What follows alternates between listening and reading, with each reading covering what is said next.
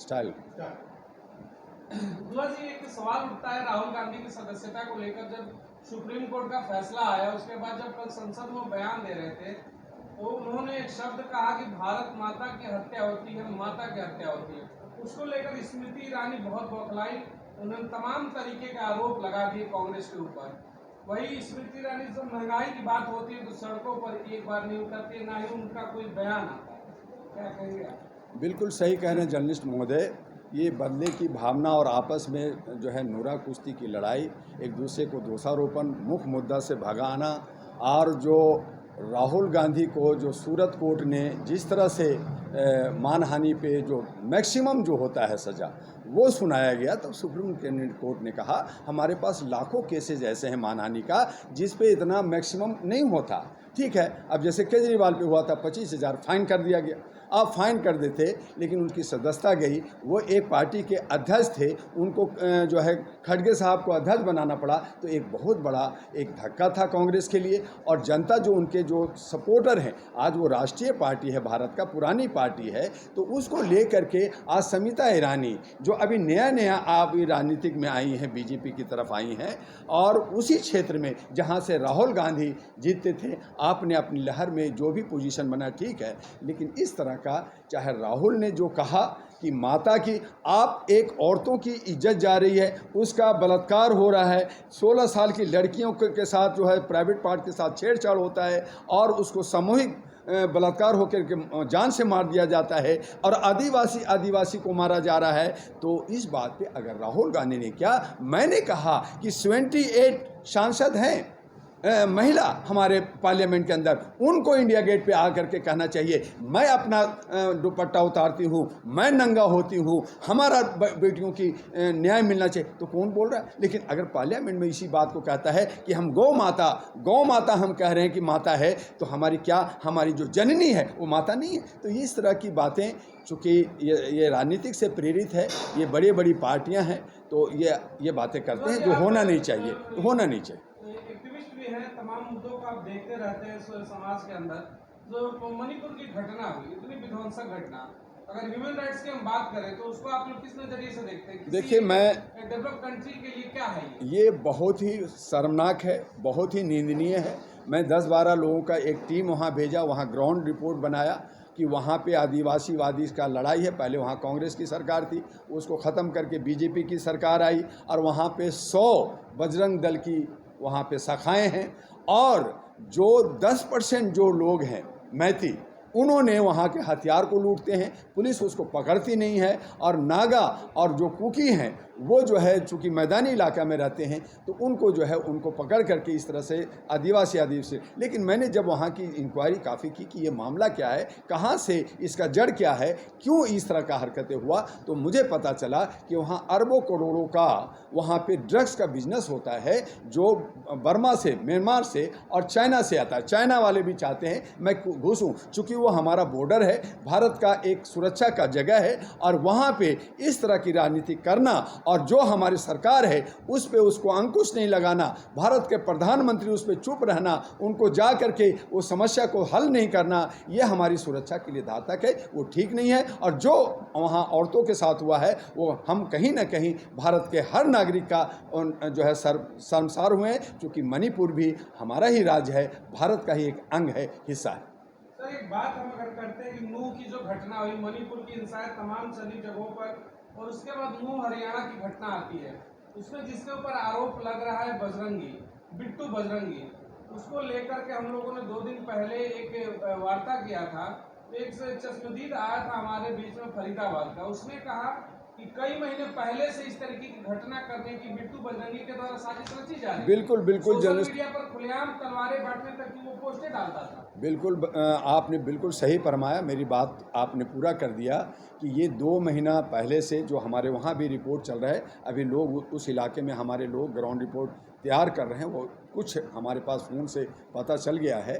तो उसमें यह है कि 2 महीना पहले से ये लोग जो है, एक जुनैद करके और एक मन्नू जो है मनेसर हैं, और इनकी बदले की भावना, लड़ने की भावना में इन लोगों ने तैयारियां कर रहे थे। ये सरकार को, यहाँ की पुलिस को, प्रशासन को भनक थी, लेकिन उस पर कोई एक्शन नहीं लिया, चलो छोटा होता है। मनेसर वो जो है नूह और मेवात में वहाँ के लोग जो हिंदू लोग हैं, जो सोसाइटी के लोग हैं, वो मिल करके काम करने वाले लोग हैं, समाज को एक आईना और दशा देने वाले लोग हैं। वहाँ पे जो लोग रहते हैं वो सब जो है सूर्यवंशी लोग हैं और एक दूसरे को साथ देते हैं।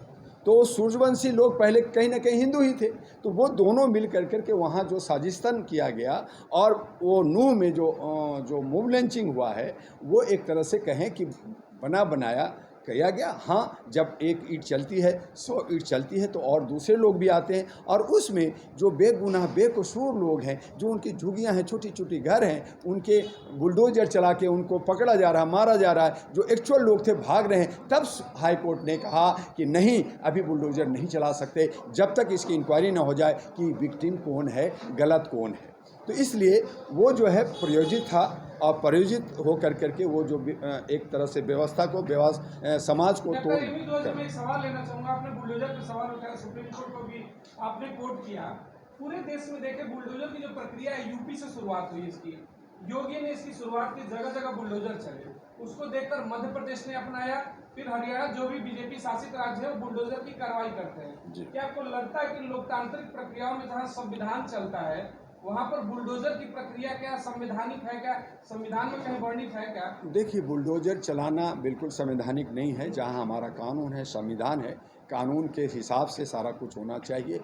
लेकिन उन्होंने कहा, योगी जी ने कहा कि भाई हम जो लोग इस तरह से बहुत आतताई कर रखा है, बहुत लोग इससे इफ़ेक्टेड हैं, हम उसकी जांच कर करके जो लोग जो है आय से अधिक इनकम कर रखा है हम उन पे कर रहे हैं, ये बात उन्होंने रखा।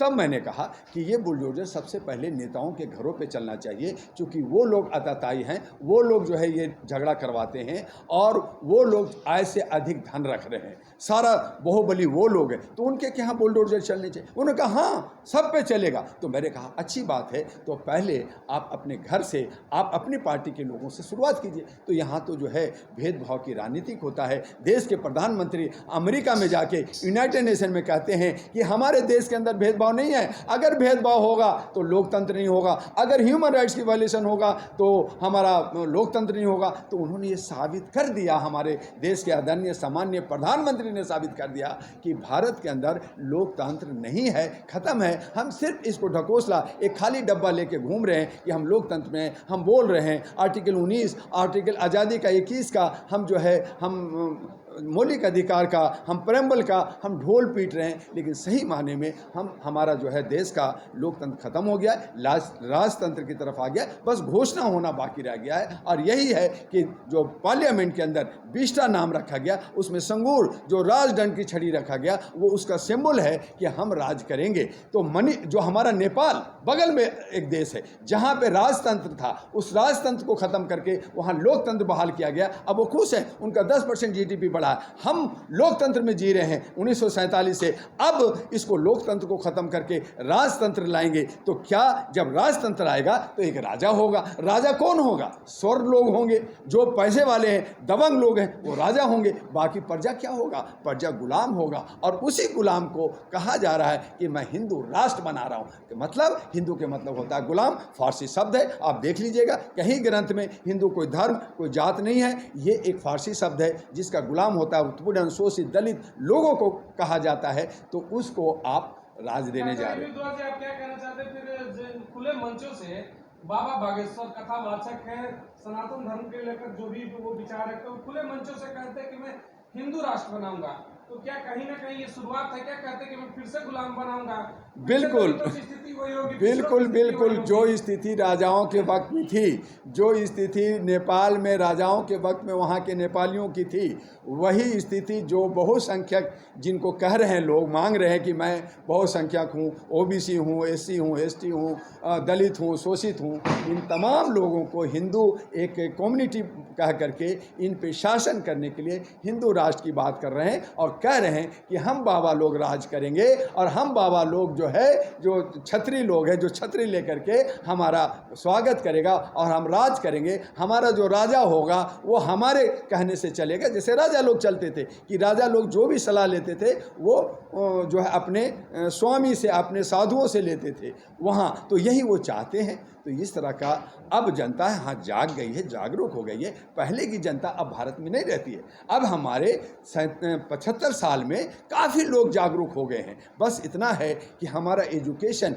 की जो असमानता है, अगर समानता आ जाए, जो वो करोड़ों में जो पढ़ करके देश विदेश में जो नेताओं के बेटा पढ़ रहे हैं, अगर तमाम लोग अगर उसका एजुकेशन फ्री हो जाए तो इनमें और जो है उत्साह आएगा और ज्ञान होगा। और यही वजह है कि जो सरकार है वो एजुकेशन की असमानता को ख़त्म नहीं करना चाहती है और वो कहती है कि अगर पढ़ लिख लिया है तो तुम पकौड़े बेचो और वो जो पढ़े हैं वो नेता बनेंगे। तो नेता लोग सैनिक क्यों नहीं बनते, नेता लोग जो है और क्षेत्रों में क्यों नहीं जानते। तो ये सारी चीज़ें असमानता को ख़त्म करने के लिए लोकतंत्र को बचाना जरूरी है। संविधान तरीके से चलना है। जो बुलडोजर की बात की है वो अनैतिक है, लेकिन अगर वो संवैधानिक होता है और अगर कानून से काम होता है और जो गलत है उस पर अगर एक्शन होता है, उसको अगर आप जो है गोलियों से भून देते हैं तो वो कानून होनी चाहिए। कोर्ट के अंदर 5 करोड़ केसेज हमारा पेंडिंग है, सब परेशान है, लेकिन वहाँ भी भेदभाव हो रहा है। हर डिस्ट्रिक्ट में भेदभाव हो रहा है, लोअर कोर्ट में भेदभाव हो रहा है।